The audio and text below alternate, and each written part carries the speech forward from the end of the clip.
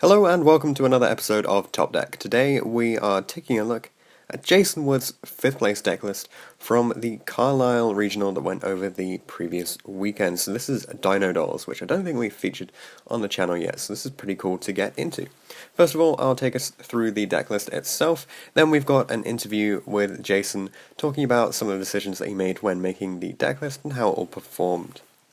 So to start off, we have triple Soul Eating Oviraptor, double Ultimate Conductor Tyranno, double Coatless, one Baby Ceratosaurus, one Doggerin, one Giant Rex, one Jurek Aelu, one Miscellaneousaurus, one Beast, one Dragon, one Hedgehog, and one Squamata, double AK, triple Ash Blossom, triple Gamma, and one Driver.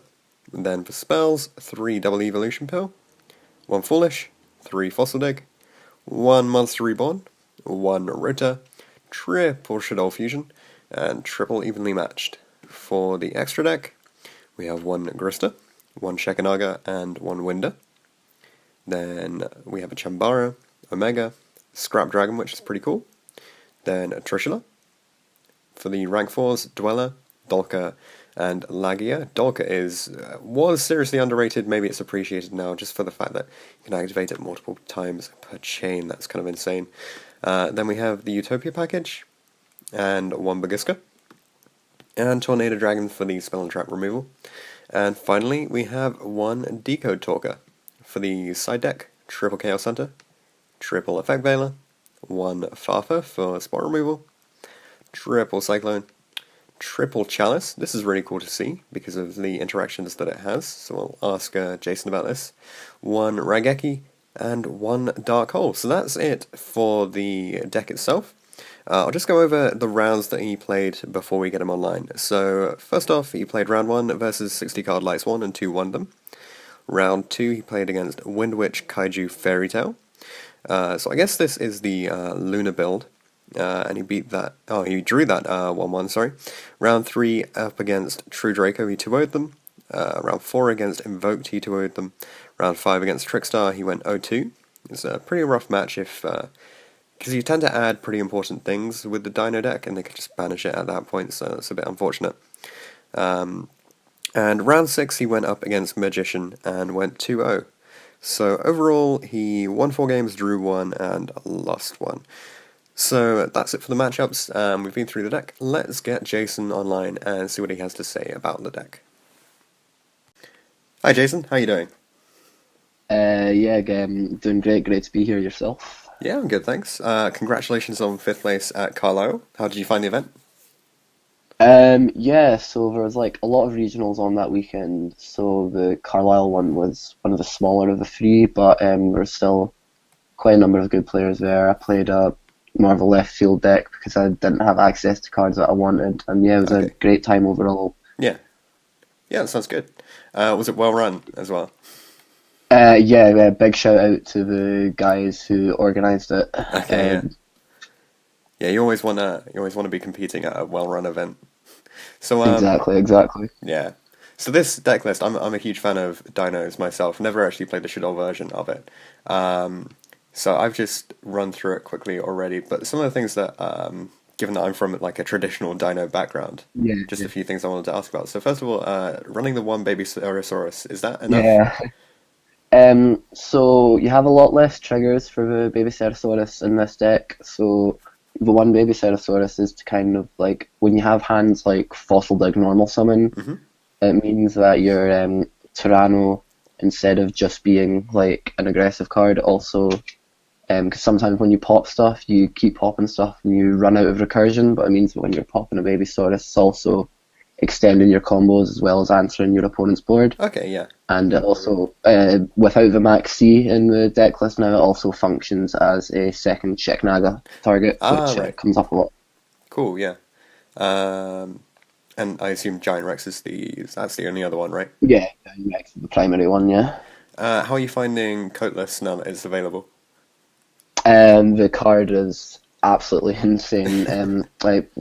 Before you used to only if you weren't drawn access to Oviraptor, you just weren't able to play. Yeah. But now with like also the Armageddon Knight engine, you're able to exploit Coatless and Double Evolution Pill, which is just one of the most powerful cards in the format. Yeah, definitely. Just explode right off the bat. It's Absolutely.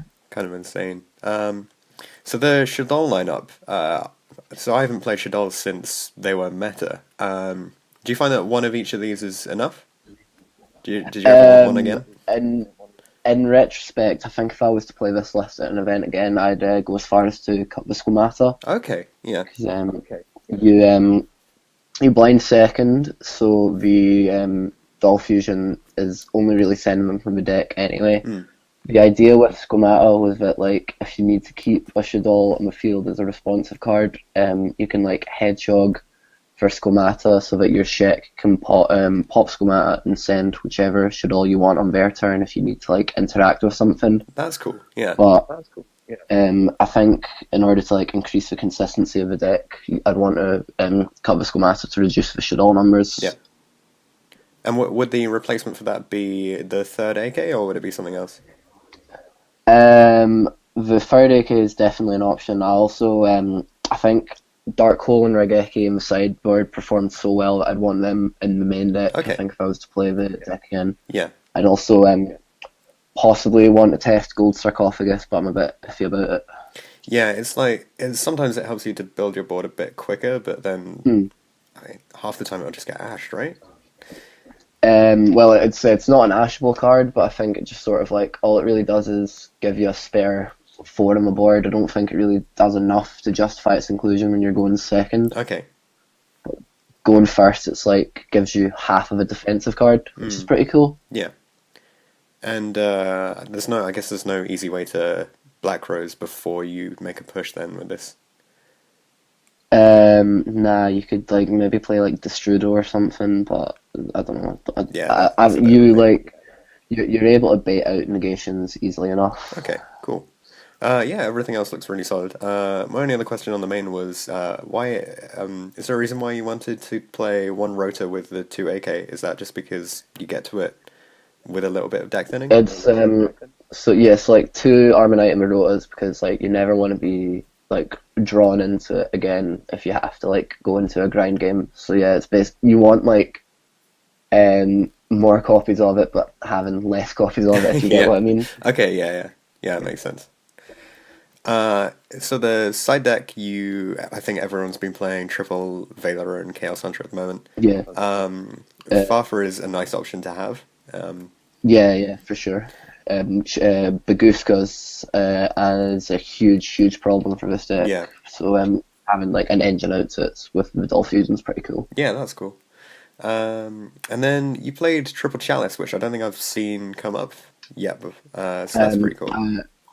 Yeah, I think Chalice is absolutely amazing this format because the Magician boards are ending on the Zephyr Link instead of Decode. Yeah. So when they vortex your plays, you can just chain Chalice to force them through. Yeah, okay. Because it's like it answers their board without preventing your Doll Fusion from being live. Yeah. So in that sense, because it is a quick play spell, it then sort of takes priority over things like mind control and stuff. Yeah, for sure. Cool. It's also responsive. It doesn't prevent your Doll Fusion from being live, which is like quite important. Yeah, that's true. That's pretty cool. Plus, I guess like if you do get forced into a position where you take first and you don't see it coming in, you can still set it. So that's nice. Yeah, exactly. It's good first and second. Yeah. Are you missing the construct in the extra? Just imagine. I've never actually. The whole time I've played this game, I've never played with construct legal. So it was a glorious time.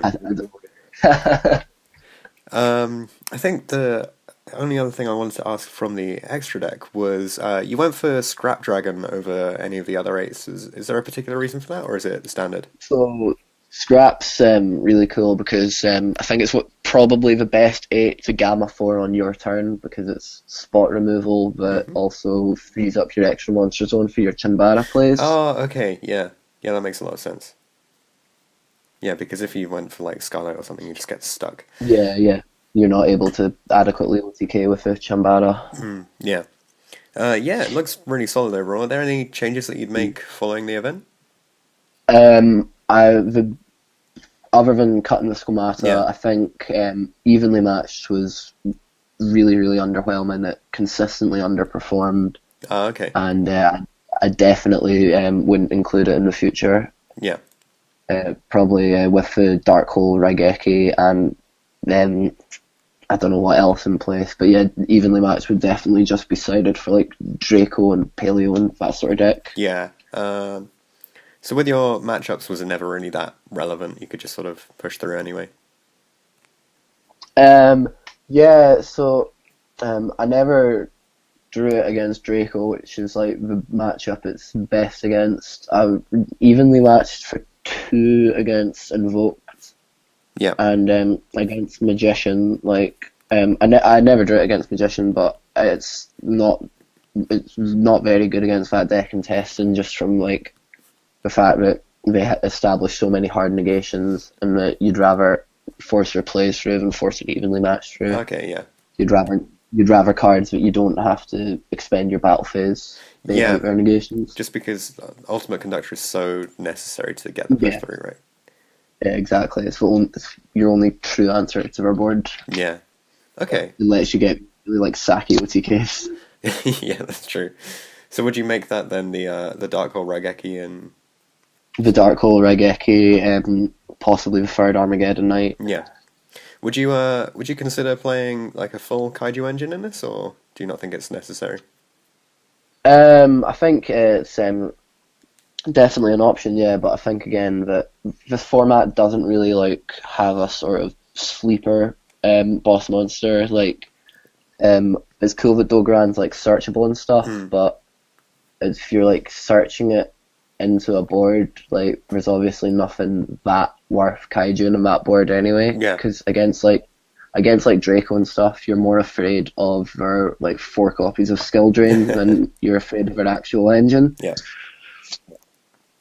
And I guess also if you were playing the Kaiju engine, it would kind of screw over your Shadol Fusion because you'd presumably take Yeah, away the big extra deck monster. Cool. Okay. like yeah, stuff like Slumber and Dark Hole and Raigeki are good because like they never resolve, but they allow your plays to get through. Stuff Yeah. like Kaiju's, yeah, it conflicts with Fidel Fusion. Yeah. But I guess that's one of the things that does make Chalice so good in the deck then. Yeah, Um, exactly. yeah, great. Okay, thanks very much for coming on. You got any No shout outs you want to problem. make? Yeah, shout out to Nadir and Farfalaijo. Ah, yeah, the big guys. All right, great. Congratulations with your fifth place at Carlisle. Hopefully we'll see you again in the future. Pleasure. Thank you very much. Thanks for watching this episode of Top Deck. If you have any comments or suggestions that you would like to make, leave them in the comment section down below. Check out the description for details of how you can get involved in this series. You can enter by voice interview, or instead you could just send all of your information over Facebook Messenger. Anything like that will be absolutely fine. If you want to see anything in particular from the upcoming series, then be sure to get in touch, and I'll see you guys in the next video.